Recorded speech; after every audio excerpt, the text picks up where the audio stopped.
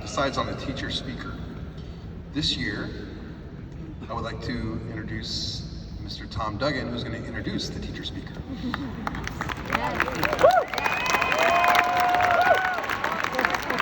It's Chris Murray.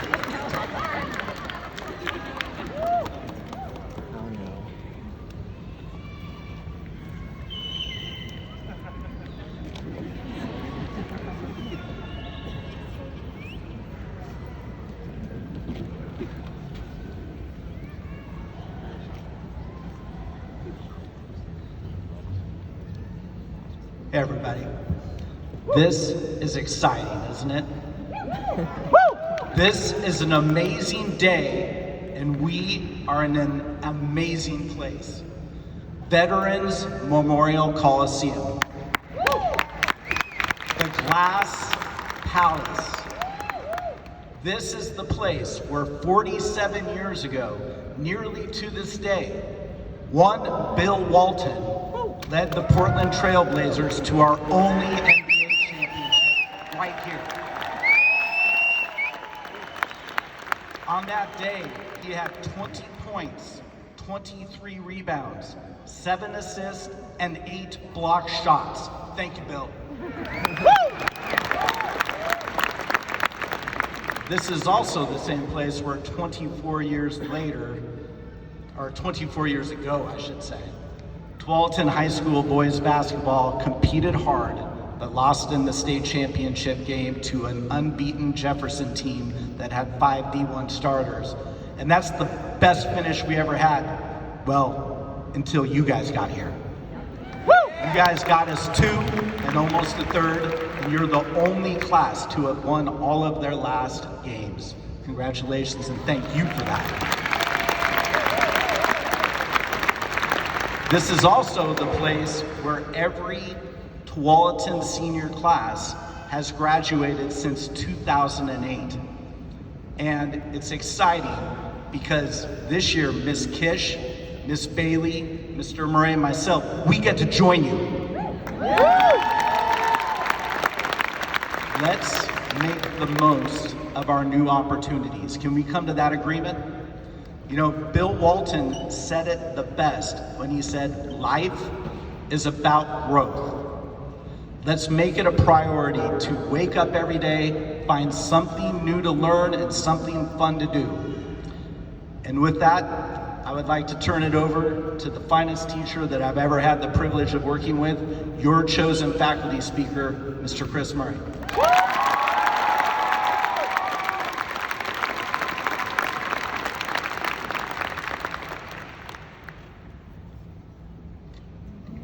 Mr. Duggan and I have taught together for 32 years, and oftentimes I'm in the back of the room, like I'm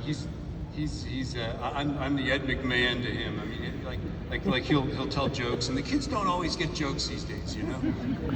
So I'm back there laughing, right? You know. Anyway, but I've been told I need to tell some lame jokes. I don't know any lame jokes, okay? So these are top shelf things. So dads out there, this is top shelf stuff here, okay? All right, first one. Why couldn't the pony sing? Well, he was a little hoarse. There you go. All right. Doctor, I'm afraid I'm shrinking. Hold on, you'll just have to be a little patient. All right. Doctor, I'm seeing spots in front of my eyes. Well, have you seen your optometrist? No, doctor, just spots. Right. I'm going to start off here with a little shout out to my immigrant families. I'm one of the physics teachers at this high school, and we have always been indebted to you and your kids. We wouldn't be what it is without your crazy kids. We currently have physics kids whose families come from Mexico. Is there anybody from Mexico here? Let's hear you. There we go. All right. I've got a ton of kids from Vietnam and Southeast Asia. There we go. Yeah. I've got kids from India. I've got kids from Korea, Japan, and China. The Philippines and the Pacific Islands. There we go. There's some noise. Africa, Ghana, and Nigeria. I've got kids from Ukraine, from Russia, from Puerto Rico, from Syria, and Iraq, and probably more because immigrant kids like to sort of fly under the radar. Now, during this election cycle, I've heard some pretty hysterical rhetoric about immigrants. I've heard that they're invading our country. I've heard that they're poisoning our blood. And I would like to push back against that narrative. I'm going to cloud the issue here with facts. These are things, if you look at the research about immigrants, these are things that come up over and over again, and they all say the same thing. And it doesn't matter how you slice them demographically, it doesn't matter what the color of their skin is. These facts are true, and these are two things. And there's many more. And the first thing is that immigrants are twice as likely as the rest of us to be job creators. They're twice as likely to have employees. They are entrepreneurs. They create jobs. And the second is that they're more law-abiding than the rest of us. This is like 30% to 60%, depending on what papers you read. They commit fewer crimes than the rest of us. Now, against all odds, I'm going to quote Ronald Reagan. Thanks to each wave of new arrivals to this land of opportunity, we're a nation forever young, forever bursting with energy and new ideas, and always on the cutting edge, always leading the world to the next frontier. This quality is vital to our future as a nation. If we ever closed the door to new Americans, our leadership in the world would soon be lost. And I miss that America we once had. Now, for the record, I turned 18 on November 1st, 1980, and I cast my ballot for Jimmy Carter, and I don't regret that for an instant.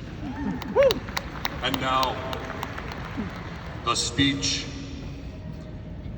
At some point I realized, somewhat unexpectedly, that this speech is about happiness. I consider myself a pretty happy person, and to quote Cat Stevens, I am old, but I'm happy. And the class of 2024, I'm really not sure if you're listening to me, okay? So I want you to kind of repeat these things back to me, because I have no idea what anybody said at my graduation. So I want there to be some chance that you'll remember some of these things, okay? And the first thing is, I want you to value the people in your life. Can you repeat that to me? Value the people in your life. When I was a freshman in college, my grandmother in Swarthmore, Pennsylvania was 90-something years old and bedridden. I wrote her a letter every week. We sort of became pen pals. And she would write back to me. I mean, she couldn't write, but she would dictate letters back to me. Dottie would write them down, mail them to me. And what I found out about her just blew me away. She was a radical feminist from 1914. She grew up as the daughter of a dirt poor Montana sheep rancher. And she went to college in Missoula, and baby, she never looked back. You know, she wasn't going back to the sheep ranch, right? She ended up going to Washington, D.C. as a secretary for the first woman in Congress, Jeanette Rankin. And together they fought for feminist causes, right? Basically, they fought for birth control and the right to vote. Think about that. That's basic.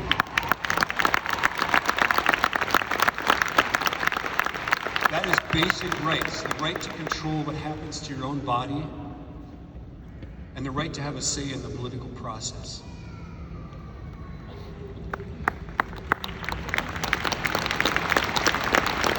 As soon as you're an adult, get to know your parents as an adult. It's different, right? I'm going to define adult. Adult is when you're paying your own bills. You're not on your parents' cell phone plan. Okay, I'll just say that, okay? It's different. Right now they're your parents, and sometimes they're kind of stupid, right? Right? Okay? When you get to know them later, they're going to get a lot smarter. They're going to get a lot smarter, okay? My mom, I did things with my mom all of my adult life. Finally, when she was 82 years old, and she was slipping a little bit, but she and I went on a backpack trip. I took her to the Wallowas, and we climbed Eagle Cap. She was 82 years old. She climbed a peak that was 9,577 feet tall. 82 years old. She made it to the top. Now, she did get a little cranky. I did have to say, we're not going another step until you drink this water and eat this granola bar. You know, she kind of gave me this cranky look. So what was that last thing? What are you going to value? You're going to value the people in your life. Say that back to me. Value the people in your life. My next thing is try new things. Learn to play Irish fiddle at age 50. Take up running. Learn to draw. I haven't done that. Try cross-country skiing, hiking. Do community theater. Learn to make good bread. Learn calculus. from Khan Academy. It's free. It's beautiful. Read books, write stories, learn to code, learn to speak Portuguese in your car, and then travel to Portugal. Never stop learning. I think we get set in our ways. We tend to do the same things over and over again. Who knows, you might find something that changes your life that you really love. So what are you gonna do? What's the last thing? You're gonna try new things. There we go. All right, there we go. I'm sort of torn between being able to see you and being able to read this. The next thing is find some physical activity that centers you. I'll explain what that means here. Find some physical, repeat that back to me. Find some physical activity that centers you. Find something active that just lets you bliss out, something that lets your mind wander. Your body's doing one thing, your mind is somewhere else. For me, it's running, or it's walking, or it's playing music. Irish music is this kind of meditation. They're very simple, harmonic, beautiful tunes. My fingers know how to play them. In fact, sometimes if I think about what my fingers are doing, I mess up, right? And my fingers just sit there and do that, and I play it, and I'm aware of what my arm's doing, what my bow is doing. I'm aware of the phrasing of the music. This time of year, there's a lot of deadlines, and sometimes I just get these sort of anxiety attacks, and I can't even make a list of all the things I have to do. There's kids who need to finish work at the last minute, there's deadlines, there's just all this stuff. And I'll instead of freaking out, I'll just go for a walk, or I'll be playing Irish music in the hall. That's what I'm doing, really, right? Okay. And then I can sit down and I can make a list, and it really helps. I'm just going to throw that out there. Okay. The next one you're not going to like. So what was that last one? What are we going to do? Find a physical activity that centers you. Find something. Okay. The next one you're not going to like too much. Set some limits with your phone. Can you repeat that? You don't have to agree. Can you repeat that back to me? Set some limits with your phone. That's a parents. Okay. When your phone is locked, make it leave you alone. Put it away. And I know there's some kids back there saying, put it away, right? So when you tell teenagers to put their phone away, they lay it on the counter and it lies there face up with all those notifications like, right? Like a kid was presenting at Oaks Park and they laid their phone next to me. I had to turn it over. Here's what you got to know. Here's what you have to know about this, okay? The apps on your phone are written by people who study addiction theory. They use that knowledge to maximize your screen time. They don't give a flying rat's tuchus about your mental health. It's driven by capitalism. It's all about greed and it's all about money. They have algorithms to keep you engaged on that platform. And they can do that by making you happy, but they can also do it by making you sad. They can do it by making you angry. They can make you feel anxious. And the algorithm really doesn't care. The average person your age gets 240 notifications per day.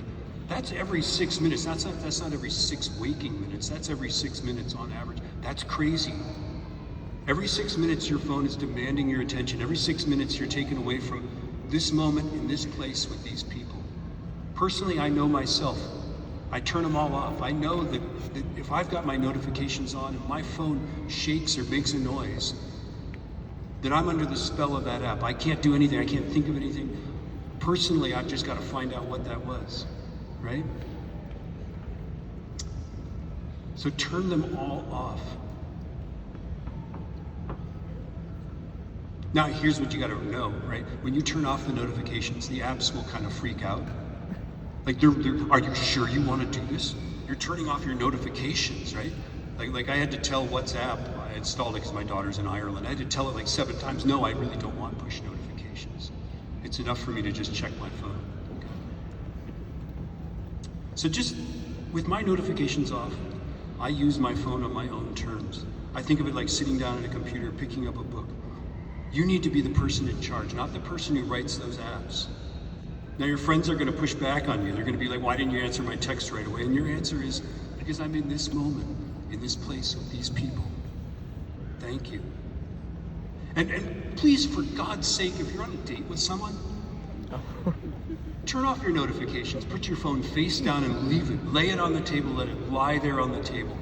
And don't pick it up, and don't be one of these freaky little couples that sit there scratching away at their phone, right, and ignoring each other. Did I just sound like Grandpa? Yeah, there you go. Yeah. All right. And I know there's some of you that are thinking, I can single-handedly escape the manipulation wrought by hundreds of years of psychological research driven by the most powerful economic engine on the planet. The odds are not in your favor. So what are we going to do? Or what are you going to think about doing? You don't have to do this, but are we going to set some limits with our phone? There we go. And the final thing is take care of your mental health. It's a rough world out there. Many of you know that I lost a friend to suicide 2 weeks before I was supposed to graduate. And it was bad. I mean, I probably had the mental capacity of a teaspoon, right? And he would be the person that I would have talked to about him, right? So I was caught in this kind of emotional death spiral, right? And my mom, I think, felt sorry for me, so she threw a party. And at our party, I think we realized that the last time we'd all been together, we were carrying our friend in a box.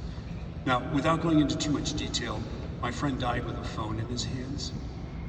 And I just wonder what would have happened if he'd picked up the phone and called me first. So just be aware of how you're feeling. Get help when you need it. There can be things you won't be able to deal with all by yourself, and that's normal, and you must recognize that. Get help. Nobody with a broken arm says, "No, I'm good. I've got this. I can deal with this pain," right? No, we get help. Mental health is no different. There is help, and there's always help.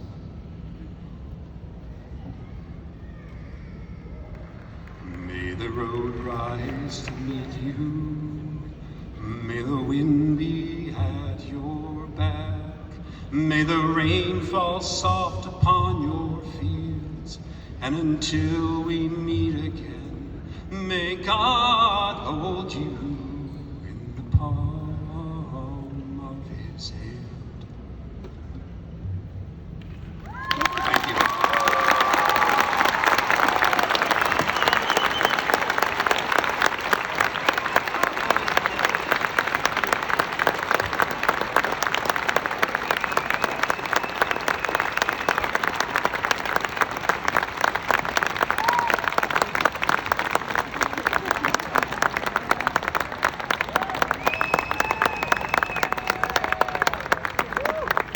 Thank you, Mr. Murray and Mr. Duggan.